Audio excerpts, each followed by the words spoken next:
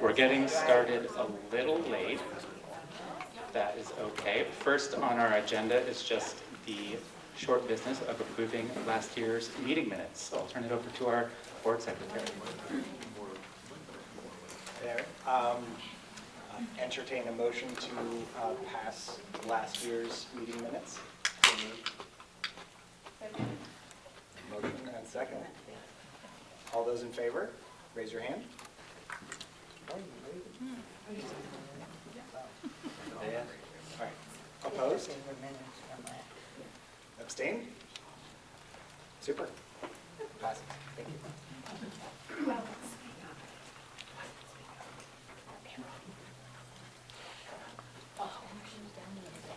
So second on our agenda is thanking 3 outgoing board members.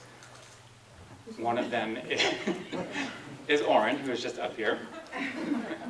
He has served for 3 years, including as board secretary.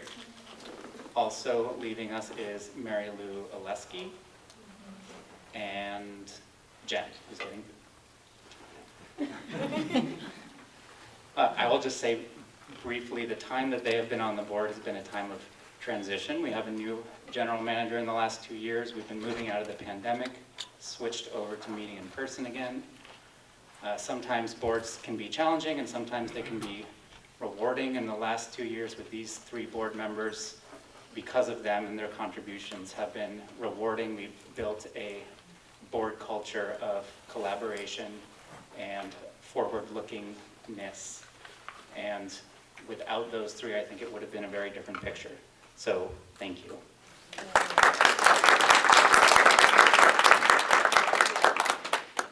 Just a quick comment. Come on up and get your gifts. These are handmade wooden salad bowls and tongs by a former board member and long-term co-op employee, Ed Howes.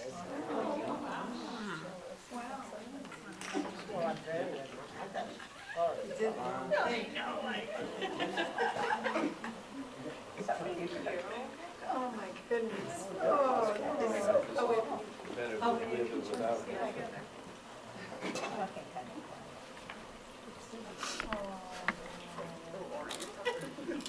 that's making me work on. I didn't wear big shoes. Thank you. All right, so for those of you who were here last year, you will remember we asked you for feedback on our value statements, which the board ultimately adopted, and this is the first full year that we have been operating under these 4 value statements. It's also the first year we are reporting on them to membership, so it's very exciting. We're seeing how it's going. When you vote, either on the paper ballot or online, there's also a survey that asks for your feedback on those values so we can continue to improve and refine them over the years. It's the membership that informs our values, and then the values that inform what we do on the board and what happens in operations. So in the last year, the board has taken the opportunity to rewrite and monitor almost every board policy we have to make sure that they are aligned with our values. And that has expanded to looking at our bylaws. So I'm going to keep my speech to that because we started a little late and turn it over to our bylaws committee chair, Eric, to talk about our bylaw amendments.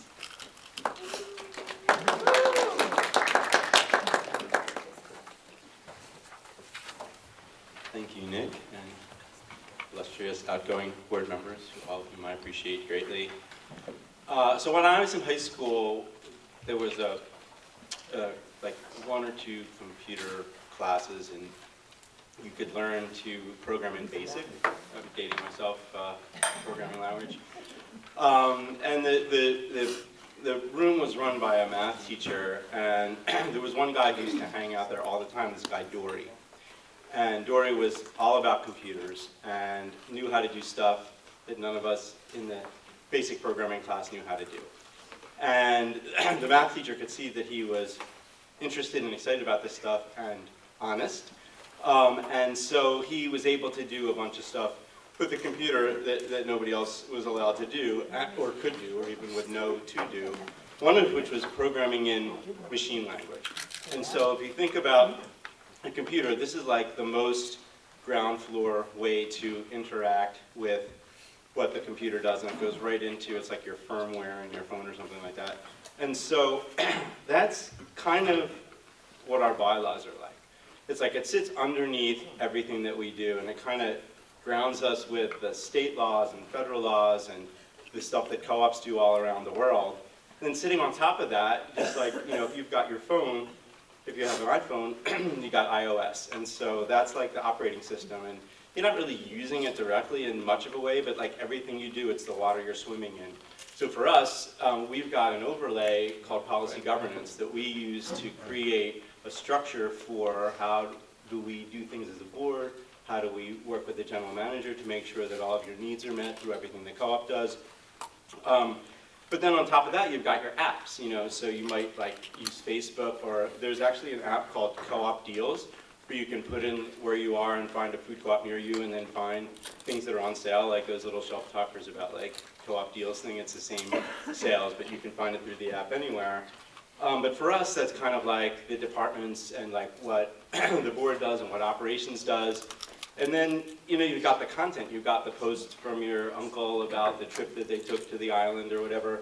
So for us, we've got the food, we've got the services that we provide, but then we're actually getting the food and providing the services that you say you want, and that reciprocal relationship is part of what makes us unique.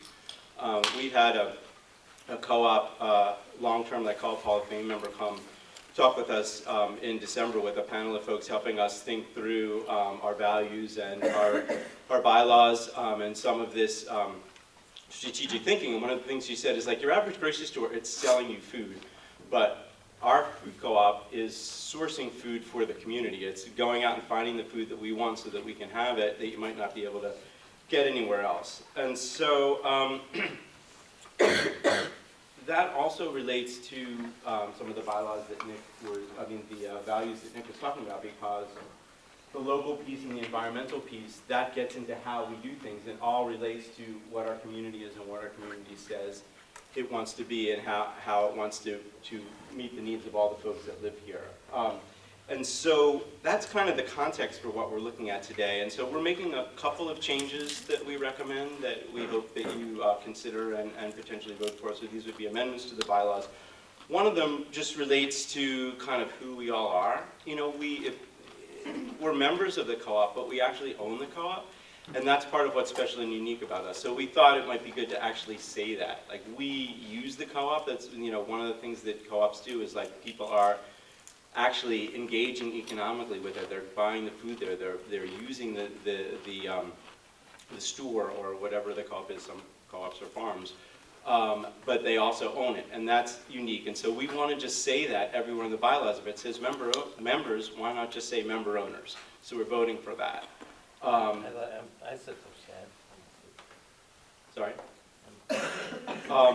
Secondly, one of the things that all co-ops are is democratic. So we're entering into a voting process now. It started yesterday. We're going to be voting all month, voting for new board candidates and voting for these recommended changes.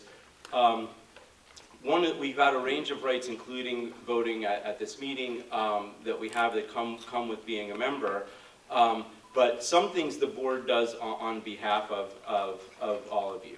And so the way the bylaws are written right now, if the co-op wants to borrow money to do a big new project that's of a certain level of capital, then we go to you for a vote. And what this changes is saying, yes, if we're going to do something big and new, we'll still do that at that level.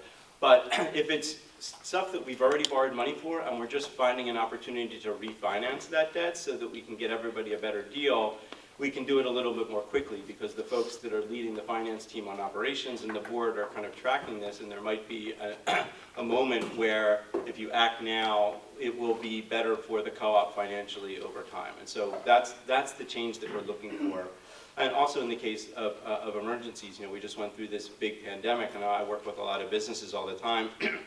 There was stuff that was happening with all kinds of ways that co-op, that businesses manage their finances, and the folks that were providing money to them, that where decisions needed to be made quickly, and federal support came, but there was a delay. Like I was on a state funding board in Vermont, and we were able to get some money directly to food and farm businesses in Vermont before the federal programs got, the law passes, and then they figure out how to distribute the money, and then who's eligible and all that stuff. And so things happen. And so being able to take action in emergencies, or being able to take advantage of opportunities like if interest rates change that would help the co-op be more soundly financially managed. That's what that amendment is about. Then, all co-ops have economic participation, so one of the things that gets you the rights of being a member owner is to buy a share, like a share of stock. It's actually technically 10 shares, and it's $50, and you can do it incrementally to reach that number, but once you reach $50 that are invested in the co-op, then all the rights and benefits accrue to you. And so that's great, and that's kind of what brings us to life, but things happen. People move away, sometimes somebody in the family dies. There can be reasons why people need to or want to stop being a member of the co-op, and you get that money back, all of it. You don't get like a zillion X return like a venture capitalist on a unicorn would, but you get your money back at the same amount you put in.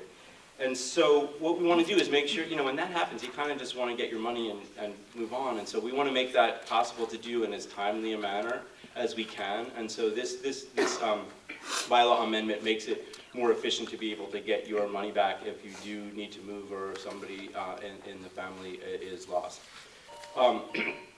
Then we have one,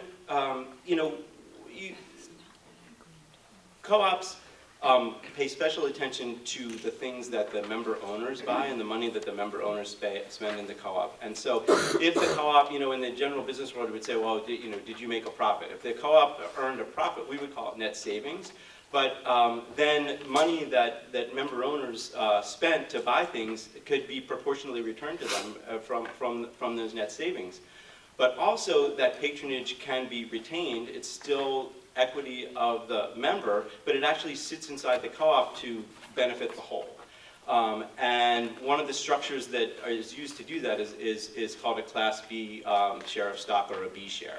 And so there was a change that was made to that a couple of years ago, the way the B shares work, and it's all completed. And so basically we're at a point now where, and the bylaws kind of say this, but we're making it official by putting it on the ballot this year, that we made this change to the way the B shares work, and it's completed, and so now we can remove that section of the bylaws. So that's one of the things to vote on. Then the last is to do with our employees. Now, if you think about the values, the employees are at the top. A lot of the thinking that we've done and we're continuing to do is how can we center the employees in everything that we do and recognize how important the member owners see the employees are. They make the stores and everything we do happen every day. Nothing would be happening if they weren't there doing their job. And so right now we already have a bylaw that allows us to have 2 employees who are also member owners serve on the board, and we're just increasing that to 3. So potentially 1/4 of the board could be employees, and that's what this changes, to go from a maximum of 2 employees that are also member owners on the board to 3. So those are all of our changes, and I just wanted to, again, point to this board because we're going to say more of this as we go, and I hope that you see as we go through today how all these different aspects of what we do, and you'll hear from different folks, all are anchoring in these things that you said were important to you, and that's not an accident. So if you walk away with one thing today, recognize what we're doing so far, and then if there's more we can do or something that we could do differently, that's something that would be great to hear from. And Nick mentioned there's a spot in the ballot that you can provide feedback on that. So thank you.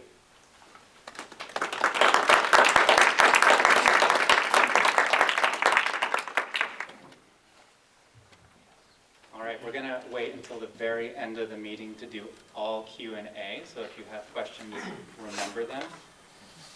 That was the very short version of everything the board has done this year in alignment with its values, but I think the most exciting part is what we see in the stores, and that is thanks to so many employees that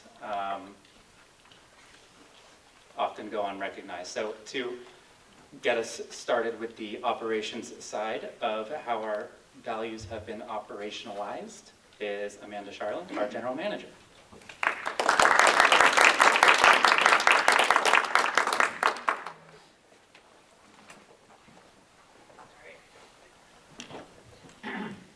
take this off, but I don't want to screw it up for everybody else. Good evening. Thank you all for coming. And thank you for putting up with the disruption earlier. This is the first time in my 12 years that we've had to evacuate as a fire drill, so we're very thankful to the Hartford Fire Department for getting us back in here really quickly. So I'm actually not going to talk a lot today, which is new for me also, even in my other roles at the co-op. I've done a lot of talking at annual meeting.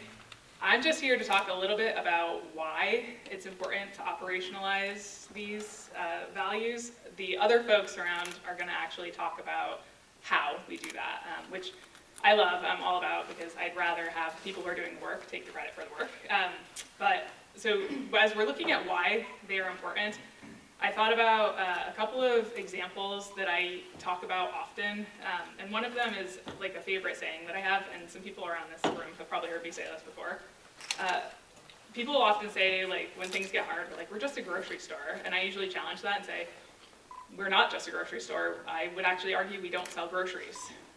What I mean is, I think we don't sell groceries, we sell our values. So that box of Cheerios that people are coming in to buy, they're not coming to buy it because our Cheerios are like magically better than the Cheerios at all the competitors and gas stations and everywhere you can find them. They're coming to buy it because there's a reason that they believe those Cheerios are different and that they are different, and that is back to these values. That is all those things that we stand for are in that product that people are purchasing. I talk about this a lot. I think one of the best examples is in orientation. So I actually have the benefit of doing new orientation, dropping in to new orientation with all of our employees, our new employees to the co-op. And I'm there just to tell them about what our co-op difference is. Like, why are we different than all the competitors out there that you can shop with? And I usually start off by asking them to go around the table, like, I'm here to talk to you, but first I'm going to say, introduce yourself and tell me why you came to the co-op. And I get some really awesome stories. That's actually like one of my favorite parts of the week. People come in and they'll often have something like super inspiring.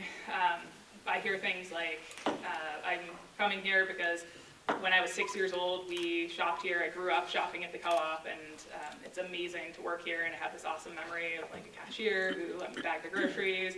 Or we've had farm workers who are seasonal farm workers, and they need something to do in the wintertime, and they want to stay connected, and they really love how passionate we are and committed we are to local.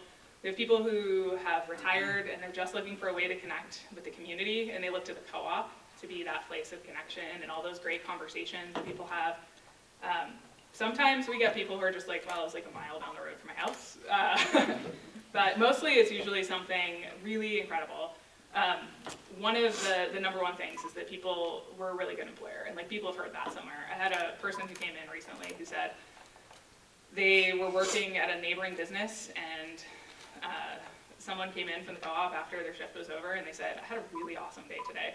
Like it was great, like our team accomplished everything we set out to do, and like our manager thanked us, and it felt really good. And the person was like, I haven't felt that in years. Like, and they went on the co-op website, applied for a job, and like are an awesome addition to our team. So I use that as an example of, I think it's awesome to let people in this room know that, because all of these people are coming to work at our co-op because we do things differently.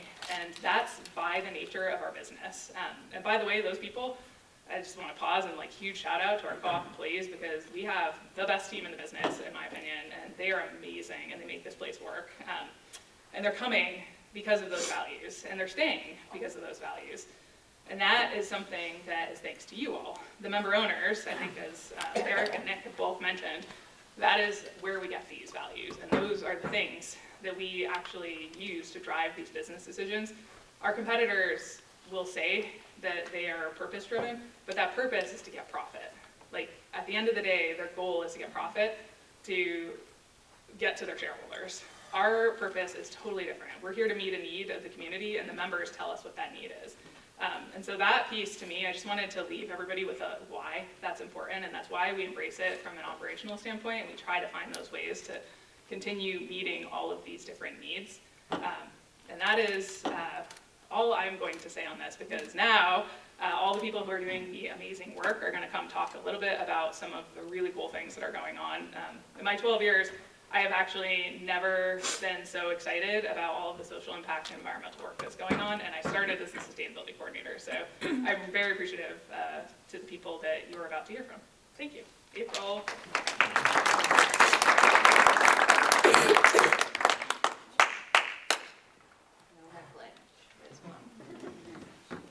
So I'm April Harkness. I've been at the co-op 7.5 years, and I'm just going to talk about my role really quickly. So I'm ESG program manager, so that's environmental, social, and governance. So that is basically our values, like exemplified. So when we think about the environment and we think about it in the context of the co-op, we're thinking about what are we doing within our walls, how are our facilities operating, how's our resource management, what's our environmental footprint. For us as a grocery store, refrigeration is a big consideration. That's a lot of our greenhouse gas emissions come from leaks.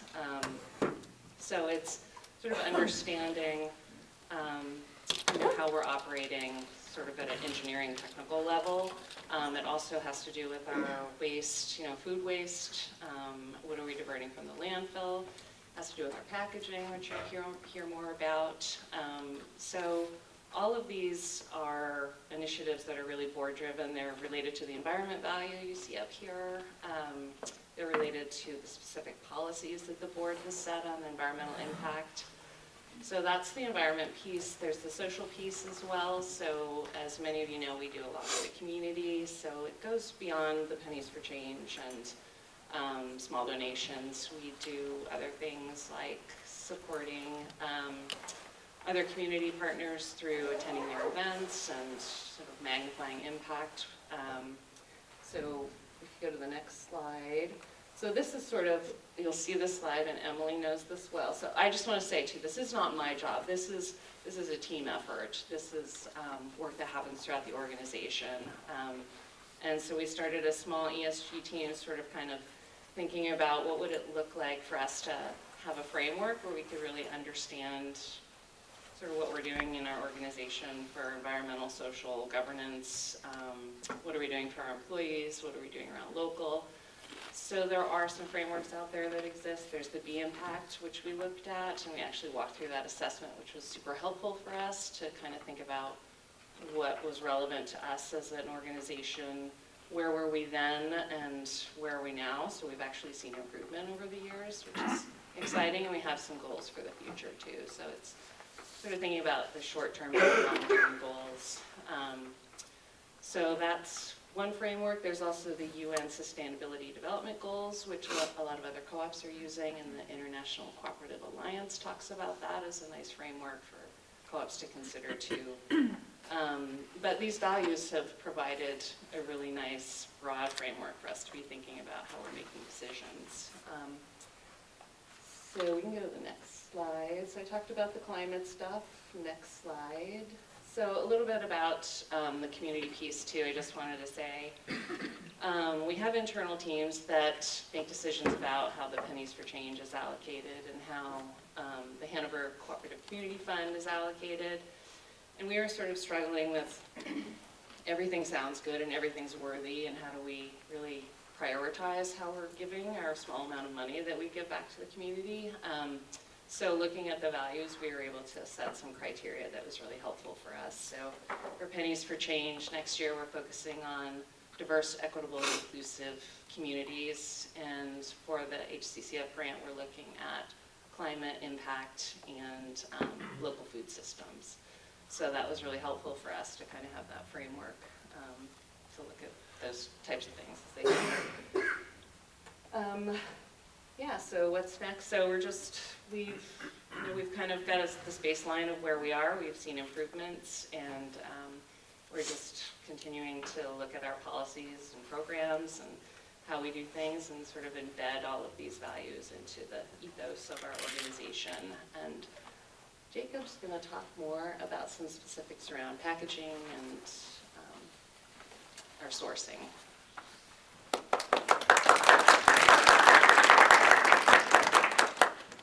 Good evening. Excuse me. My name is Jacob Vincent. I am the Associate Director of Merchandising. I've been at the co-op for just over 20 years. And I can speak just really quickly to the employment piece. I am very happy to have grown my career here at the co-op, and I couldn't be any happier. So I want to talk about kind of flowing naturally from what April was talking about and how that relates to the products that you are buying off of our shelves, or if you're an employee, that you are stocking on our shelves. And something that we've been developing over last year and this year is what we're calling the Product Designation Initiative. So again, feeding right off of these values, as well as our ends, which I don't see posted here, so I'm going to quickly remind you what our ends are, or one of our ends, is that there is food and product access for all community members based on their needs and wants, including foods and products that are sourced or produced locally, ethically, sustainably, by businesses owned by underrepresented populations, and businesses that value the well-being of their employees. So again, our values and the ends that I just read to you feed into this product designation initiative. So I just briefly want to talk to you about what that is.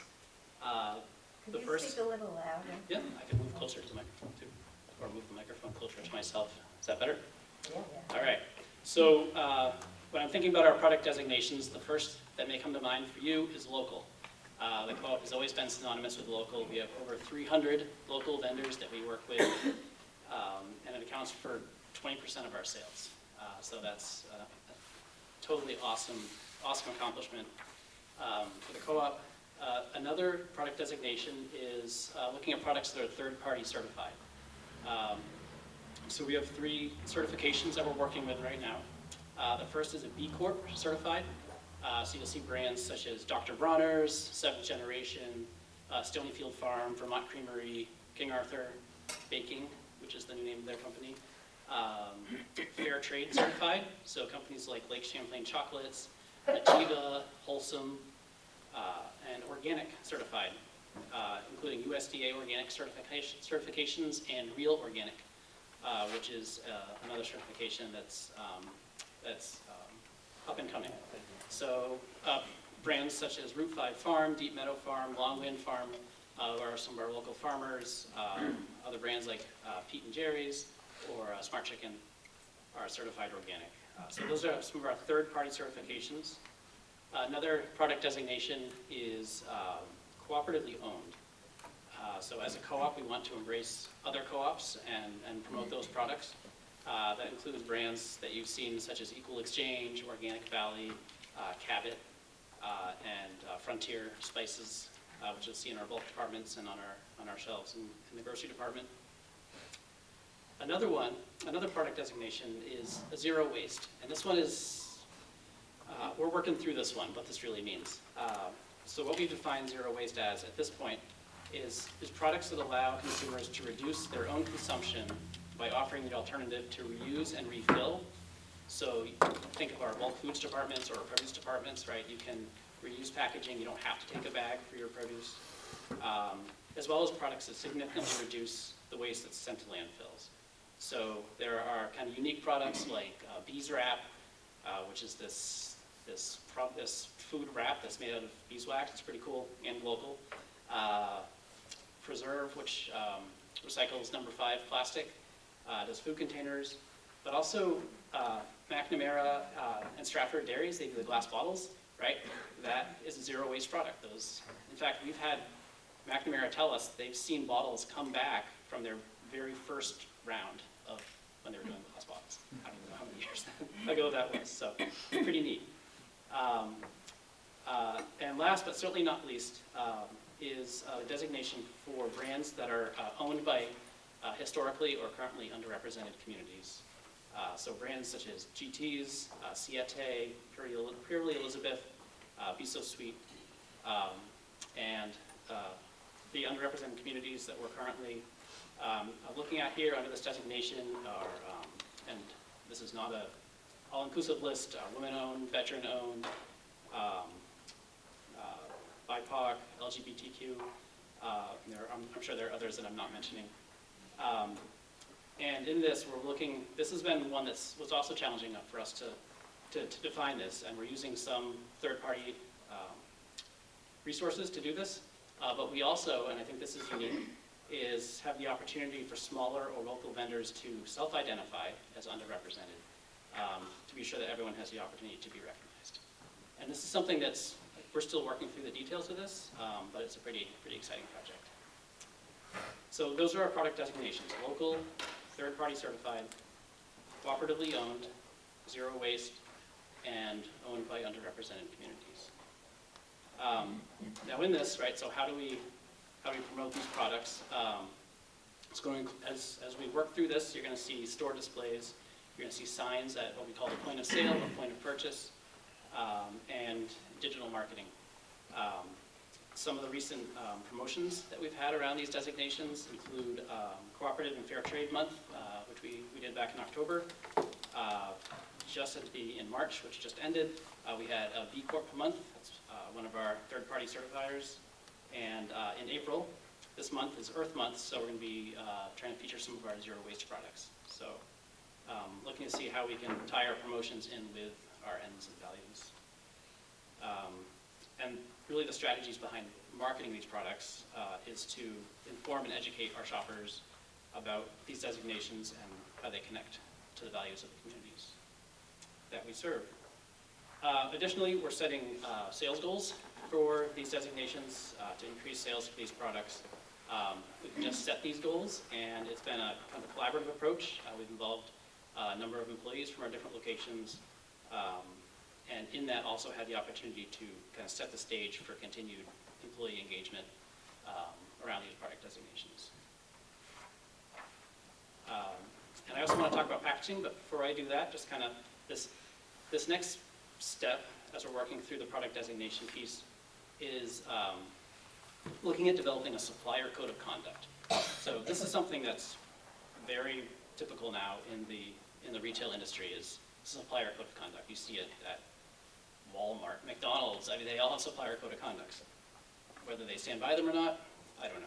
But we are starting to develop that and see what that looks like. And the intention of the supplier code of conduct is intended to communicate our expectations that our suppliers will, in good faith, adopt and embrace business practices that align with our values here at the co-op. So this includes areas such as like care for employees or impact on the environment. And we're going to plan to test and gather feedback on that code of conduct once we have it drafted with some of our current supplier partners, just to see how that feels, so it's an inclusive process. So I'm looking forward to that.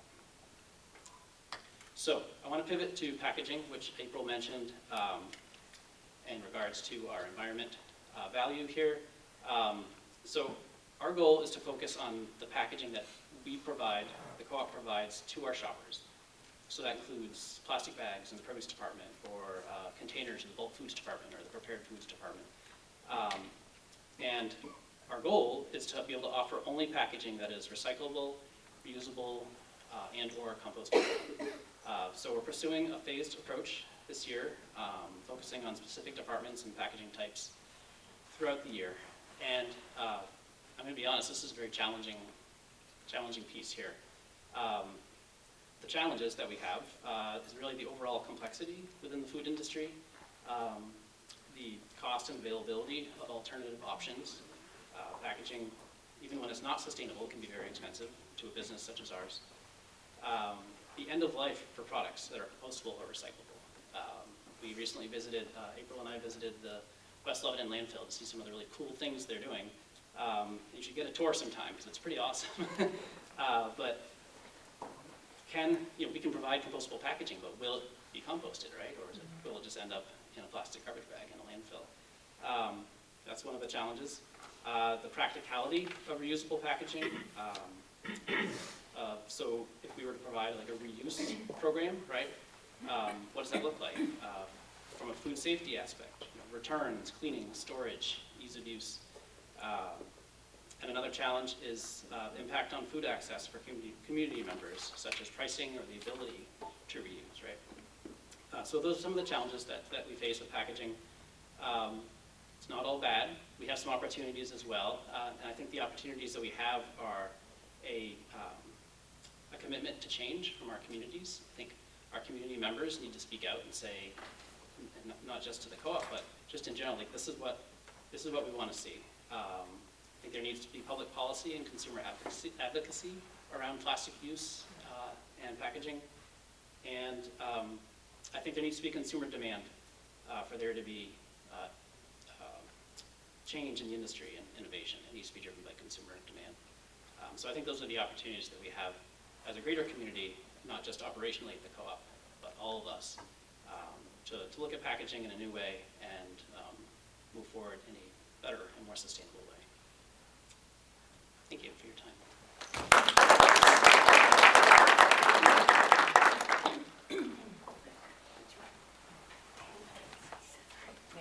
Sorry, we switched shots. There, next. And then you. Good evening, everybody. My name is Mary Saratelli. I am the Director of People and Culture at the co-op. And I'm here to briefly talk to you about some of the changes that we've made to kind of align the practices done in what's traditionally known as HR to our employee value. And can everybody hear me? Or do I need to lower this? Yes. All right, she'll only like a huge squeak, you know, when you try to move the microphone. So we focused on the employee value, my team and I, to shift some of the practices that we felt had barriers to really enhancing the employee experience at the co-op. So one of the things that we did, specifically focusing on our DEI efforts, prior to my coming on board, I came on board in August of 22. The co-op partnered with a company called Deo to do listening sessions to kind of take a pulse as to what the co-op employees were feeling like, how they were feeling the co-op was handling diversity, equity, and inclusion. And in addition to that, and out of that, we partnered with this company called M-Train that provides our staff micro lessons to enhance their understanding of inclusion, which creates support for all of our employees, so that they can bring their authentic selves to work every day. We've done things like revise our dress code. Our dress code used to say, dress to your most conservative customer. And while we want everyone to feel comfortable coming to the co-op, it didn't feel like that allowed our staff to be who they are. So now we say, please dress with shared spaces in mind. That allows our staff to bring themselves to work. We've done some things like reduce the wait time. Our wait time for vacation used to be 6 months, which is a very long time to wait to take a vacation day to rest and recharge yourself. So again, we reduced that time to 90 days, which is industry standard, but also allows our staff access to very necessary time off to recharge, and again, bring them their best selves to work so they can be the best for our customers. We have recently become a recovery-friendly workplace. So we are a designated recovery-friendly workplace with the state of New Hampshire. We were provided a certificate from Governor Sununu that did extend into our Vermont locations as well, because Vermont doesn't currently have a recovery-friendly initiative. And what that has allowed us to do is provide a number of resources to support staff that may be going in recovery, are actively in recovery. It also allows education opportunities for staff that don't necessarily understand what it's like to be in recovery, so that they can better support their coworkers that are going through recovery, and just be an ally or a support for their coworkers. We have worked with Headrest and the Haven to additionally support and encourage people that are living in those, going through those programs, living at the Haven to become employees of the co-op, providing them opportunities. We also removed, when I first came on board, if you had a felony, that was an automatic disqualifier of employment. That is not the case anymore. Again, people with, so that is no longer a barrier to employment. It encourages a deeper conversation and then a decision to better understand what happened in that person's life, and to make a decision as to whether or not they can bring value to the co-op. And really, that's worked out tremendously for us. We've hired some great people that perhaps have a felony in their background, but are fantastic employees. What else have we done? Internally, we created an auto service loan for our internal employees. up here, we don't have a ton of public transportation, and relying on your vehicle to get to work is, you need to rely on it. When it breaks down unexpectedly, and you have to, it's expensive. So staff can receive up to $1,000 in a loan advance to repair their vehicle, and then the payments are taken out of their paycheck on a bi-weekly basis until that loan amount is paid off. So rather than having to worry about coming up with the money or not fixing your vehicle and then not being able to get to work, staff have access to this benefit. I also did an evaluation of our health insurance and found that a lot of our families weren't accessing our health insurance because it was too expensive. So we added a third plan with a little bit of a higher deductible, but again, in line with industry standard, with a lower premium to allow more access for staff with families to be able to cover their loved ones with our health insurance. And enrollment in that plan has gone up, so we do have a lot more families covered than when I first started. So what I always encourage my team to do is look at our policies and say, what barriers to a good employment experience do these policies potentially have? And if they do have barriers, how can we remove them while still being in compliance with all the laws and regulations that we have to be in HR, but making sure that all of our policies invite an environment or create an environment where our staff can feel comfortable, feel excited to come to work, want to come to work, and feel supported by each other and the co-op. That's some of the work we've been doing. So, thank you. And now it's...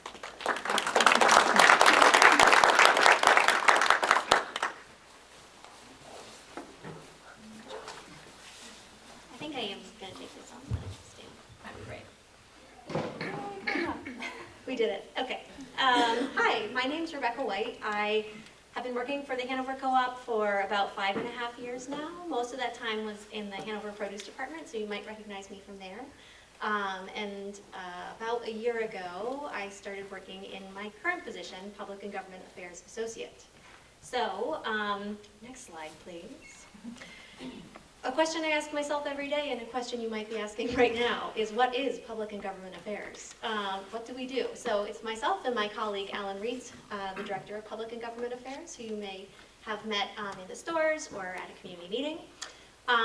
What I like to say when I'm explaining Public and Government Affairs is we approach community care through conversations. So sometimes it's a municipal conversation, it can be just a community conversation, it can be policy, can be advocacy.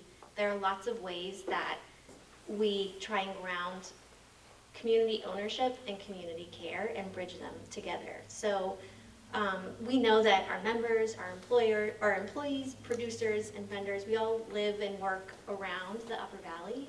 We shop here, we raise our kids here, and we want the Upper Valley to succeed so that our people can succeed. So we work to bring visibility and agency to our community through advocacy and organizing. We know that we don't have the answers to some of the really big problems and questions that we're facing right now, like housing. Childcare is a difficult one. And we also work in the food system, and that is a whole tangle of questions in itself. But we know we don't have the answers, but we do know that we want to work toward our collective future cooperatively and with solidarity. Next slide, please. So, topic areas where we focus our attention, some of them are here. So here's my little plug for paid leave. The Hanover Co-op is proudly a member of the Vermont Paid Leave Coalition Steering Committee. So we're approaching this legislation because 70% of working Vermonters don't have access to paid leave. And we want to improve the benefits landscape for all of the small businesses that we do business with at the co-op, for farmers and farm workers. We believe that every working Vermonter should have access to paid leave, and it's a really great plan and proposal in H66, so if you have questions, find me later. So here, I love this picture. This is Flying Dog Farm, which is part of the White River Land Collaborative. I strongly believe that we have one generation to get land access right. I think we often think about putting farmers on the land, and we think that things can happen gradually. This is not one of those areas. This is something that needs a radical adjustment. So learning from people like the folks at White River Land Collaborative, different land trusts, and just talking to beginning farmers, wannabe beginning farmers, about what it's like to access land. We're able to show up to different conversations, whether they be legislative or just kind of networking and building coalitions, and bring the perspective of the diversified New England farm. We also work with organizations like Cornucopia here in our Culinary Learning Center. Cornucopia does a lot of great work around consumer education. And I always like to think about, so education is one of the tenets, I'm speaking very quickly and I apologize. Education is one of the tenets of cooperatives, right? The goal is to provide the right education in the right place so that members and shoppers can make the decision that's right for them. And Cornucopia does a lot of work around that in providing resources. The bottom right-hand corner, that's New England Farmers Union. We're together at the National Farmers Union Convention, which is a really awesome policy-setting place for National Farmers Union. The slogan is FU since 1902. And they advocate for the family farm. And so a lot of the work that Alan and I do is around small and medium scale farm viability. So talking with local farms, learning what their challenges and what the pitfalls are of working in the food system in this area and this region, we're able to bring that voice to the national level through organizations like New England Farmers Union. And on a national policy level, the diversified farm is very easily left out of the conversation, and we just want to make sure that doesn't happen. Next slide, please. So partners and initiatives. So if you're not a picture person, maybe you're a word person. That's okay too. Some of the partners that we work with are Vermont Businesses for Social Responsibility, Rural Vermont, which is a chapter of the National Family Farm Coalition, New Hampshire Food Alliance, National Farmers Union. So we're lining them all up, stacking them there, and then sometimes there's a direct policy output, which we'll get to on the next slide. Sometimes it's just organizing and building a coalition around an issue like meat processing, or universal school meals, or we're a member of the Protect Our Soils Coalition with Composting Association of Vermont and Rural Vermont. And so we're bringing these partners together so that we can all be in this conversation to find a solution that works for our larger community. Next slide, please. So we're building a community engagement ecosystem. So at the top here we have Amanda with Senator Shaheen.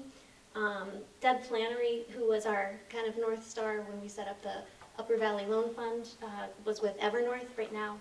She is the Rhode Island Deputy Secretary of Housing.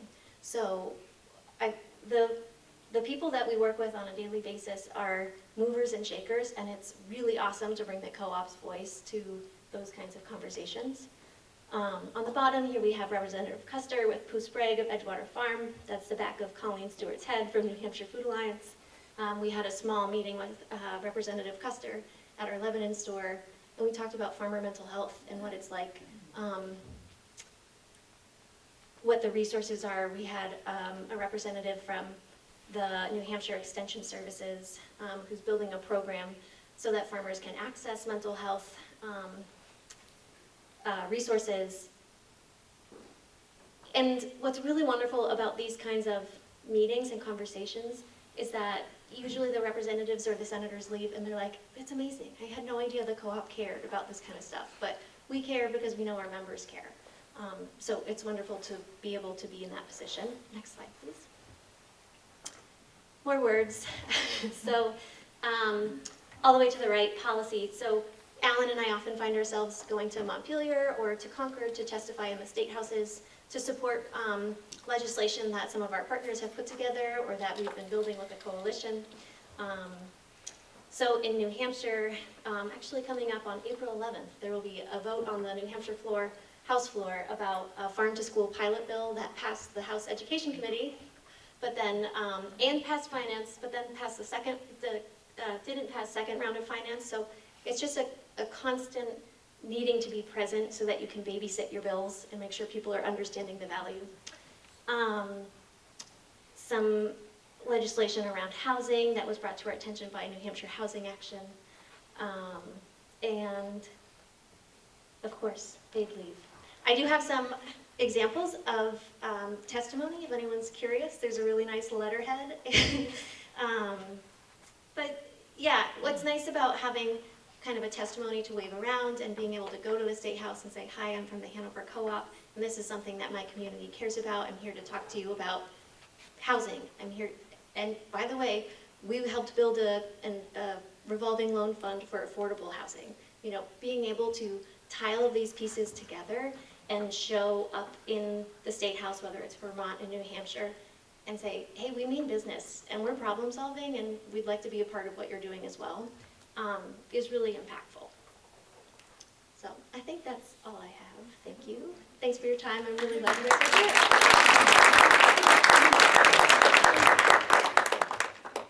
Peggy.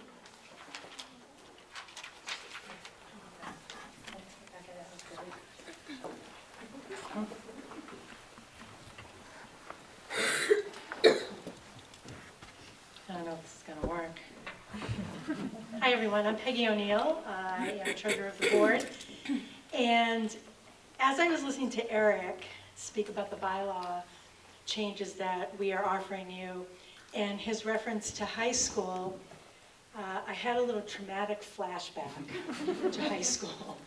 When I was a junior in high school, I was a pretty good student, except the math class I was in, and just to set it up, it was an honors math class. And Mr. Tewitt, my math teacher, after being tutored by my good friend Barbara for at least a whole term, made me an offer. He said, Peggy, if you get out of my class, I will pass you. So I moved down to an easier level of math, and at the time, I thought to myself, numbers don't make any sense to me.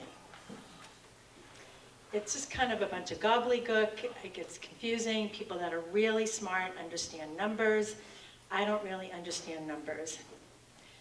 But what I've learned over the years, and what I've learned here at the co-op, is that our numbers tell an incredibly important story about all the work that we do.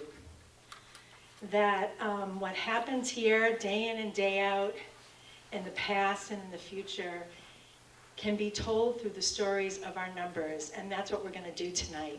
Well, I'm not going to do it, because Jamie Scheckman is the best financial storyteller that I've ever, honestly, no boasting, the best storyteller for how our money, how our finances align with our values, support us as a co-op, support our community, make it an enjoyable experience for people who shop there, and demonstrate the incredible hard effort and work of the employees of the co-op. So, as you're listening to Jamie, I want you to think about what is going on at the co-op early in the morning before any of us walk through any of the doors at the locations or the service center. What is happening at the co-op when we are no longer in the stores buying things. All of the transactions that are inputted, all the transactions that go out, and how that all comes together in financial reports. Our auditors are continue to be Baker, Newman, and Noyes, and they just presented at the board meeting last week. We're very appreciative of Jess Bouchard, principal, and Zach Smargan, the audit manager. We had new folks this year that work with Jamie and their team. And I also want to give try to turn things over to Jamie. I just want to give a shout out to the incredible team that works with Jamie. Tracy Cutter, controller, and also a fellow board member. Linda Cosgrove, the accounts payable manager. Leanne Marsh, the senior accountant. Bob Broderick, accounts receivable specialist. Thomas White, retail inventory cost accountant. And Lisa Tucker, the human resources manager. They work together with Jamie to make all of the magic of the numbers come together in the story you're about to hear. So thank you all, and thank you, Jamie, and your team for all that you do. Yeah. Peggy made that sound a lot more exciting than it's going to be, but I do appreciate it.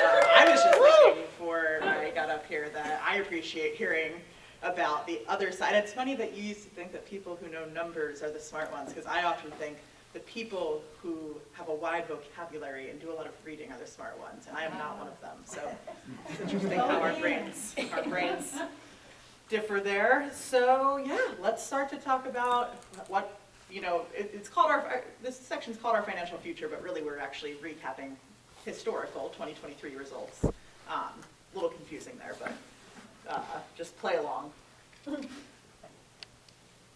Be easier to play along if this works. The remote didn't hear you. Put it in the mic. I told you we should have done it again. All right, Nick, you're on. All right, income statement. So obviously this is a more exciting piece of the financial statements. So what we have here are comparative results, 2023 versus 2022. So you can see that our gross sales increased, a bit over, $1.7 million, which is pretty cool. So the main things we're really seeing there are service centers really stabilize their staffing, and so our service centers were producing more revenue. The Lebanon store, we have the great Mary Beth, our new manager of that store here, and the Lebanon store in 2023 cranked out a significant increase in revenue. We have some lovely folks from White River here as well. White River also had some pretty significant increases year over year to their revenue. And CCM as well, the community market, was able to also stabilize their staffing and really increase the number of dollars coming out of there, largely related to prepared foods. Hanover, our lovely flagship, still suffered a little bit from shortened hours and some remaining staffing issues resulting from the pandemic. And so 2023, they saw a slight downtick in sales from 2022, but luckily Q1 of 2024 has proven that the stabilizing of their staff situation has really helped, and they're really coming back strong in Q1. So that's kind of an overview of what business units. Obviously, looking at this large umbrella of multiple business units, it's hard to pinpoint who we're talking about when we say the co-op increased their sales. So that's kind of the picture in terms of sales. Obviously, discounts. So there's a lot that goes into that discount number. It is previously the 10% discount that members used to get. It's obviously been replaced by loyalty points. That's in there. There's also the employee discount. The employees get a 20% discount as an employee benefit, which is a big portion of what hits that line.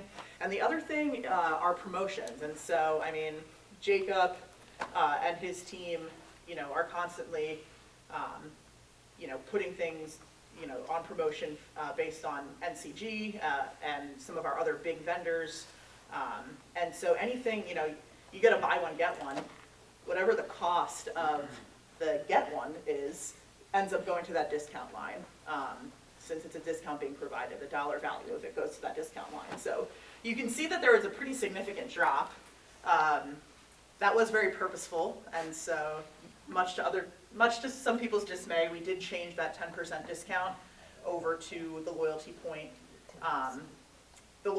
model. The main, and I'll just speak to it quickly just because it's never too late to reiterate ourselves on what we were really going for there. So the main reason we did that is because it was becoming financially unviable to give that 10% discount. We had people who were joining as members of the co-op, shopping once a month, buying $1,000 worth of stuff to get that 10% discount, and our margins were really starting to diminish. When running the numbers, it was really interesting to see how it wasn't necessarily that the most loyal of our co-op members and customers were the ones reaping the benefit of that, and it was hurting us financially. So by switching over to the reward point model, can everyone hear me? I realize I'm not using the mic. Okay. Yeah. Switching over to the reward point model has really allowed, obviously, it's a classic loyalty program. The more you spend, the more you earn. Yay, capitalism. And so essentially, it's really starting to provide more benefit, weighing more heavily toward our loyal customers, whereas if you don't really shop, you don't really earn anything. And so, yeah, so I mean, you can see that we had an approximate, you know, $700,000 downtick in discounts from 2022 to 2023, and we're going to take that one as a win. That, you know, our plan to switch away from that program that was, you know, being taken advantage of by some, and ultimately, you know, hurting us financially, we were able to find a replacement that is more financially viable. So that's very cool. Those two numbers come together and you get your net sales, and so I'm not going to speak to that since it's really just a function of the explanation of these two changes. Then we have cost of sales. The cost of the products we bring in. Inflation is a very popular word in the past couple years, and obviously we know that the cost of food has risen significantly. The cost of the food that we buy in has risen. In turn, the costs that we pass on to customers have risen. In 2022, we really saw the height of that inflation, and luckily in 2023, we did start to see a leveling off of that. And so a combination of inflation leveling off and then also like a very firm commitment by the co-op to try to increase margins by looking at pricing, purchasing habits, etc. We were able to increase our gross profit margin from 30.6% to 31.3%. So that doesn't necessarily sound significant. It is, you know, a seventh of a percentage point. Which you're like, oh, that's not a big deal. But when you apply that to, since, you know, if you put that on the scale of our sales, when you apply 0.7% to $88.4 million in net sales, that's, I did the calculation today, of course I can't remember. It's like $700,000. It's a lot of money back to the bottom line. And so that, you know, that's something we continue to work on. Growing sales is great. Growing sales less, but margins kind of alongside each other, way better. So that's something that, you know, operations is constantly working on. And hopefully as we continue to see, you know, inflation continue to level off, we'll be able to stabilize pricing even more and still recognize strong margins. We hop down to these operating expense section. We have our store wages and benefits, and so we had a pretty significant increase from 2022 to 2023. There are a couple different things that factored in there, one of them being staffing levels. I think it's a pretty common theme here of things I've said, that, you know, staffing in 2022 was extremely difficult. And not to say it's perfect now, but you know, 2023 we saw significant decrease, you know, between the efforts that Mary and the people and culture team put in to remove barriers to getting people in the door, coupled with just naturally the labor market became a little less tight. We were able to get people in the door, and obviously that brings more wages, which is a good thing. The other thing there is also, you know, our annual wage increases. We do mid-year wage increases. Last year we did a split. We had both a COLA portion of it and a merit piece. The COLA portion was tiered, so those at the lower end of the income spectrum in the company got a higher percentage COLA, and then it kind of scaled to kind of decrease the percentage you got as you got higher on the pay scale, to kind of just relieve compression that folks at the lower end of the pay scale were really experiencing and continue to experience. And then there was the merit piece, which was obviously what it sounds like. I guess there's no explaining to do, merit piece.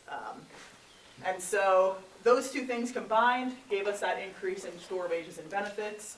Other operating expenses stayed pretty level. So not much to say there. That's what we want. We want to see consistent, you know, the fact that the sales grew and other operating expenses, which include, I mean, a multitude of things. We're talking rent, utilities, supplies, paper and packaging, insurance, all those things that, you know, we need to have to basically run our operation. When you're looking at sales increasing, but the other related expense categories not increasing, that's always a good sign. So Board of Directors expense, we always like to call out. The Board of Directors have been very gracious in the past years in not taking their full percentage allowable in our bylaws for their budget. We've been really trying to tighten the reins on spending from an administrative perspective these past couple of years, and so the board has been really great in following suit with that, and for that we are grateful. Thank you.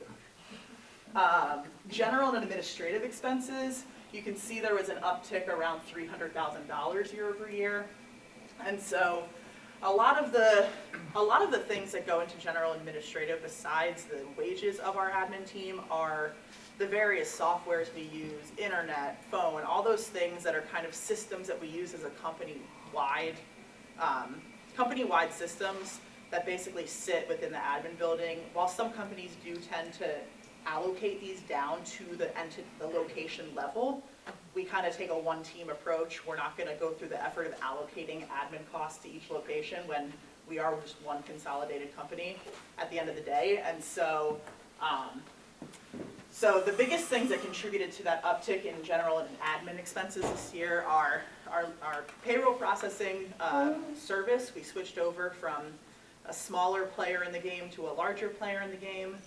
It was no decision of anyone here, but it cost double the price. So that was one factor that we saw play out in the increase in general and admin expenses.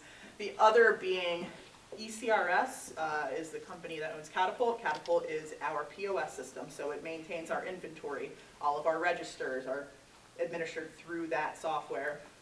And as we work toward trying to get perpetual inventory up and running, right now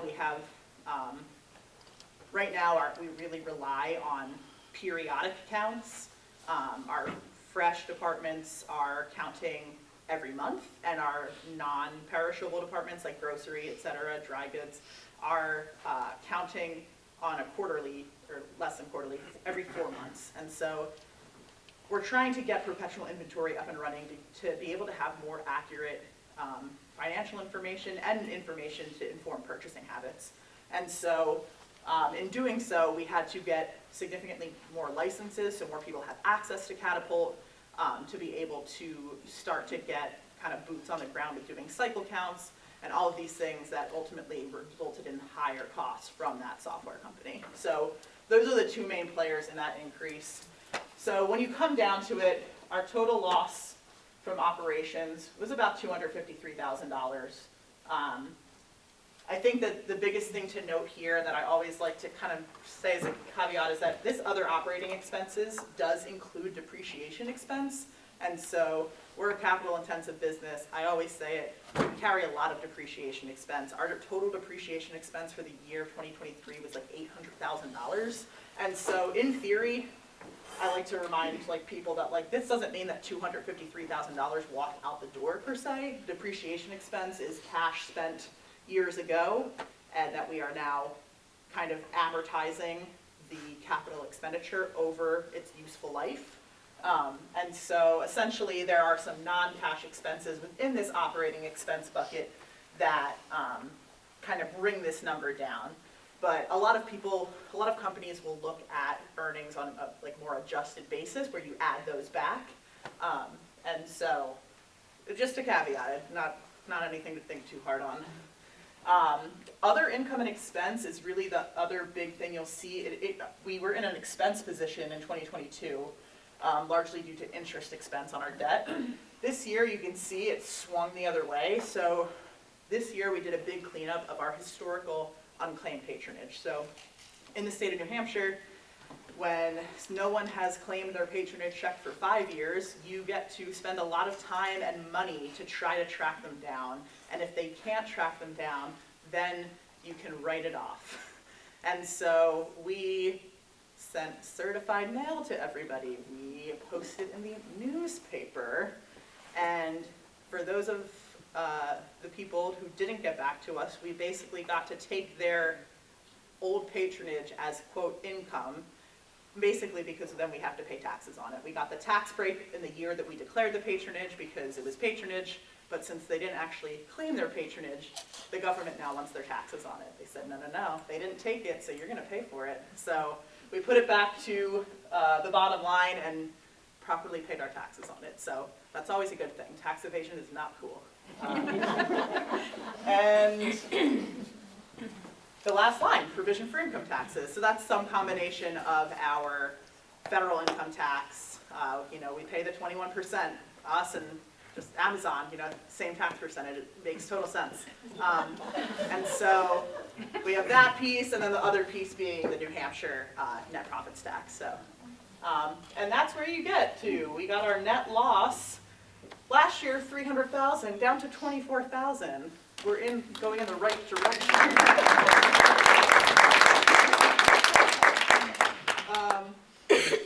Next slide. All right, so this is the boring one. No one really cares that much about the balance sheet except for those of us that need to, and so I'm not going to go too in depth here, but you can see that our cash balance went down a bit. That is largely due to capital purchasing. We had about $820,000 of capital purchases in 2023. So we are kind of at that point where we just are continually having to replace equipment, renovate, our various locations, and it's kind of never ending. I wish I could say like, oh, this one thing was this big capital purchase, and now we'll be, there will be less spending in the subsequent years, but that's definitely not true. We have a lot of capital projects on the horizon, which is good, right? Investing back in the business is extremely important to do. At some point, you won't have assets to run your business if you don't invest back into them, and so it's kind of one of those things. The biggest other shifts you'll see here are investments in treasury bonds. That's a cool one. We invested our PPP loans in October of 2022 in treasury bonds, low risk. We said, all right, we can let's let our money make some money. And we've made almost $100,000. So that was a pleasant surprise. Obviously, that's not all realized at this point. Some of it was interest, some of it's just appreciation of the bonds that we'll recognize when they actually mature. But that's pretty neat. There's just nothing else that interesting here. I'll be glad to answer some questions if after the fact if people have any. People always say, what's mandatory redeemable stock? Those are those B shares. So the B shares that people exchange. I won't get into the whole thing, but we had a little issue where people got the B shares and they had to get the new B shares.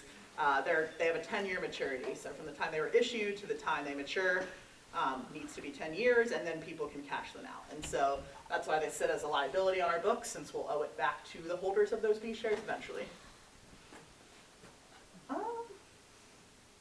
Yeah, that's all of interest to me, at least. So I'm gonna, if no one has any questions, well, actually, Nick said we're holding questions. So next slide, Nick. All right, so here's just a little bit of information kind of on where some of the main metrics we're looking at. So transaction count and basket size fall. So as you can see, pre-pandemic, people were just shopping all the time. It's almost like we were living in Europe. People seem to be coming to the grocery store every day.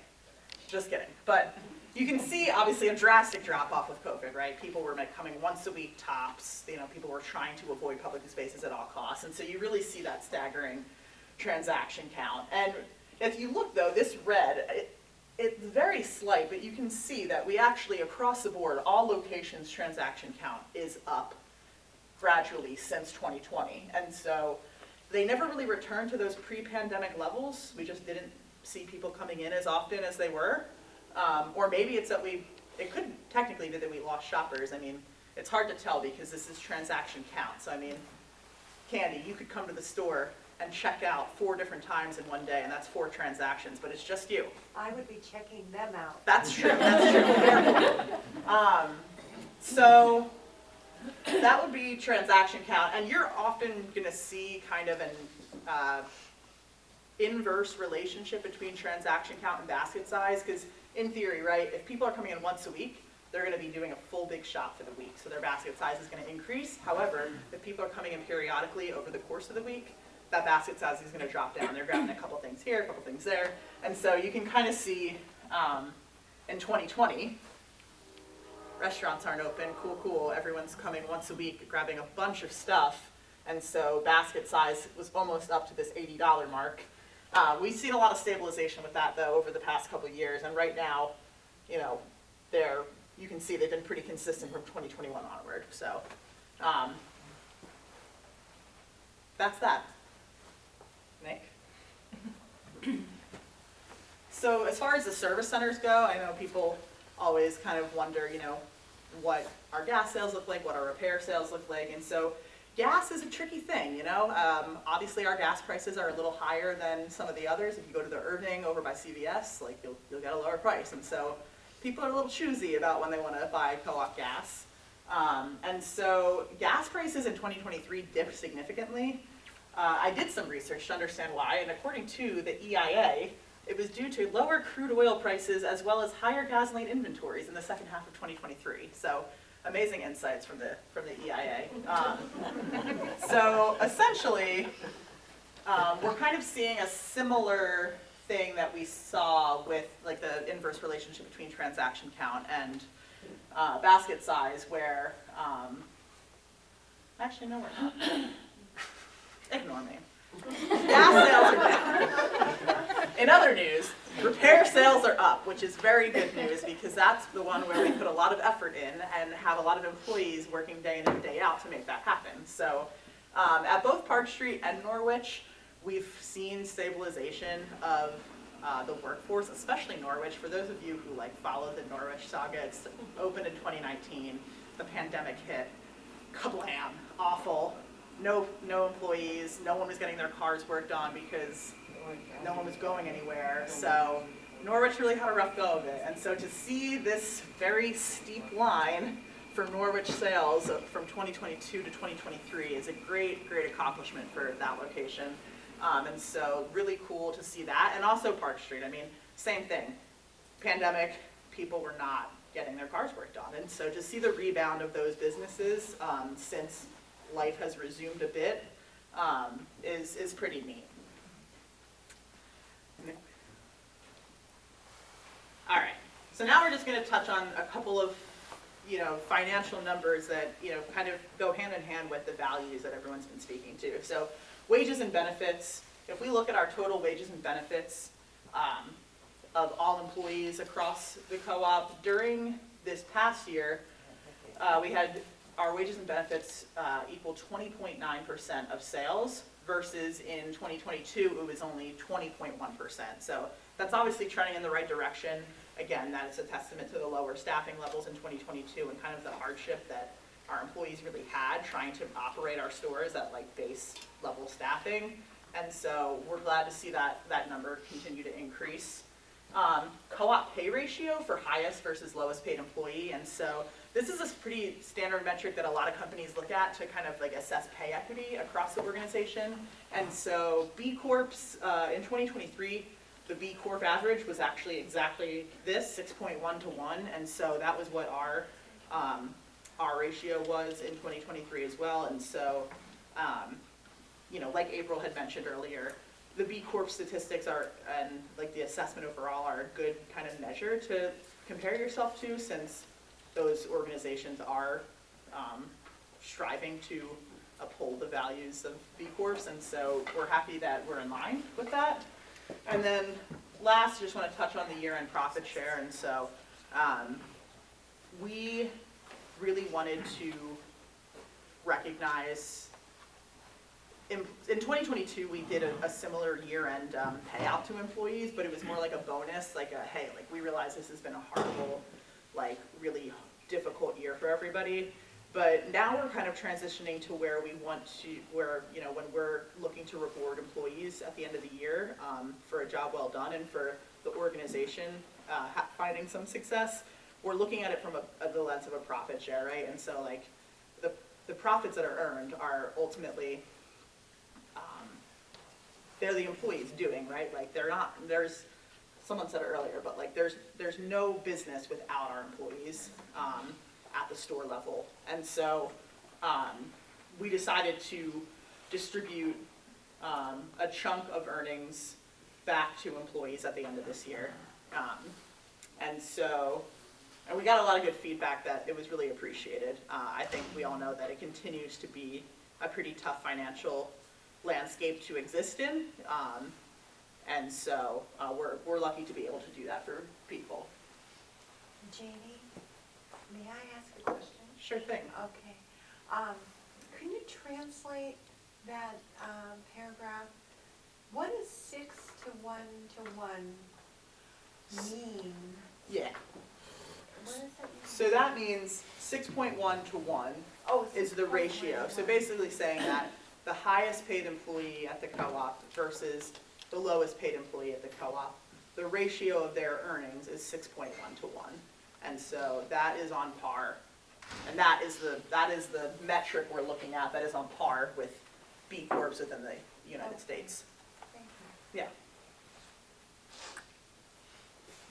All right, and these are just a couple other fun financial metrics that Nick wanted me to tell all of you that kind of just loop back in, the dollars that we're putting behind some of the things that we say we value. There's a lot of, I will say, there's a lot of the effort behind that stuff is labor and human hours, like Jacob, a lot of human hours, like Becca, a lot of human hours.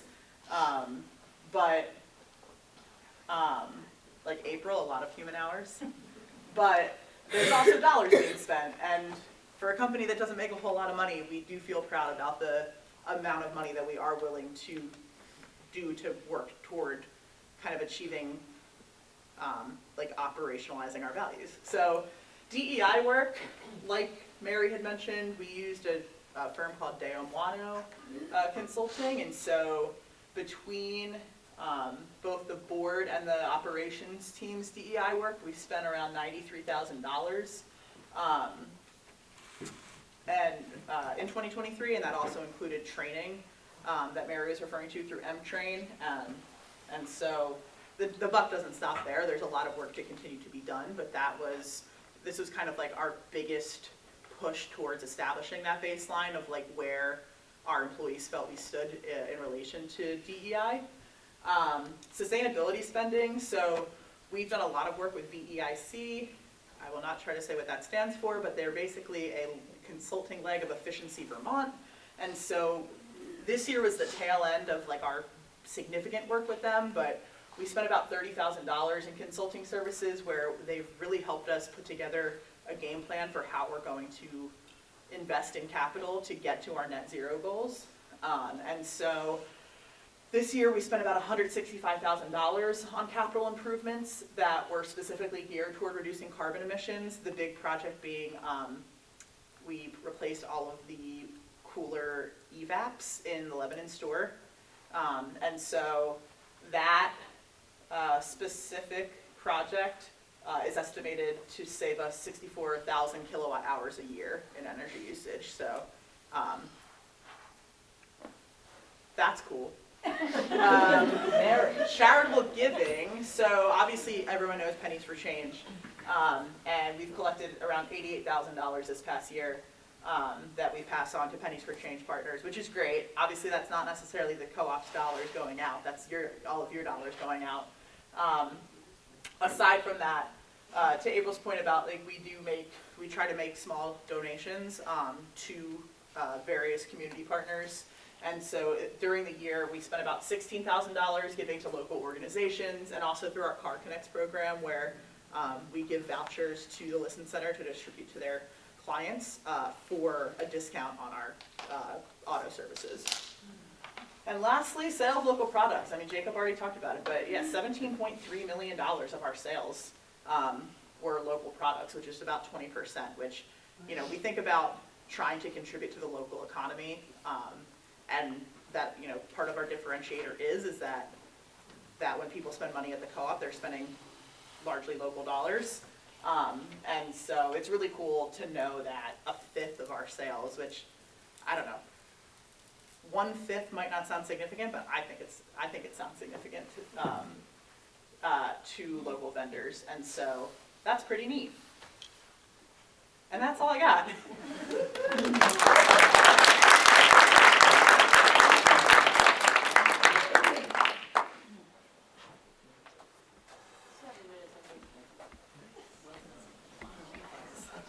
All right, now we will do questions or comments, and that is on anything you have heard tonight.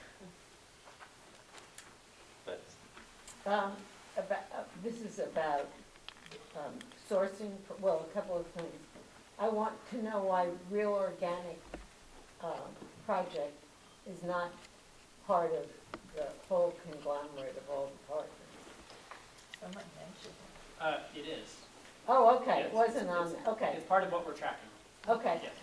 And the other thing is, sourcing things, how do you ascertain and verify how they treat employees?